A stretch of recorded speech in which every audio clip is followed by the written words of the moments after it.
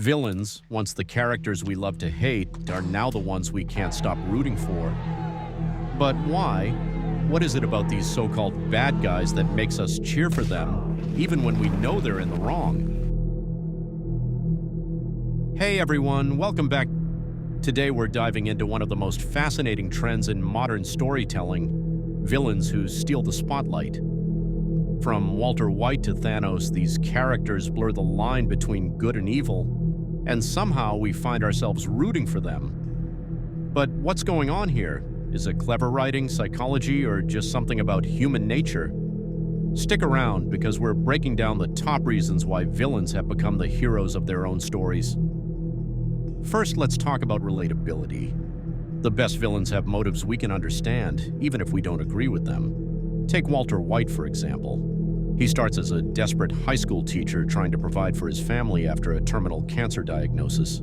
Sure, his actions spiral out of control, but we can't help but empathize with his starting point. It feels real. Cut to a clip of Thanos explaining his goal to balance the universe. He's not evil just for the sake of it. He truly believes he's saving the universe from overpopulation and resource scarcity. That kind of logic, however twisted, resonates with us because it's rooted in real-world concerns. Another reason we root for villains: they're often way more charismatic than the heroes. Loki, Gus Fring, even the Joker, they command attention every time they're on screen. They're witty, charming, and magnetic, making them so much fun to watch, even when they're doing terrible things. Let's be honest, heroes can sometimes feel predictable. Villains, on the other hand, are wild cards. You never know what they'll do next, and that unpredictability keeps us hooked.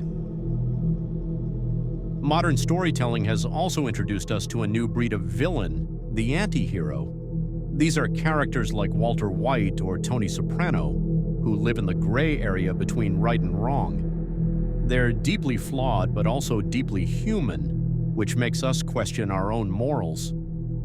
We find ourselves asking, if we were in their shoes, would we make the same choices? Stories that challenge our sense of morality are inherently more engaging, and that's why we can't look away from these complex characters. Sometimes villains represent rebellion. They're fighting against broken systems, corruption, or injustice. Think about Killmonger in Black Panther. While his methods are extreme, his anger comes from a place of deep pain and systemic oppression. It's hard not to sympathize with his perspective. Villains like these tap into our own frustrations with the world. They make us question authority and root for the underdog, even if their approach is destructive. Finally, let's talk about chaos. Villains give us the chance to explore the darker side of human nature without consequences. Characters like the Joker or Ramsay Bolton remind us that some people just want to watch the world burn, and strangely, that's cathartic to watch. Through these characters, we get to experience the thrill of breaking rules and going against the grain, all from the safety of our screens.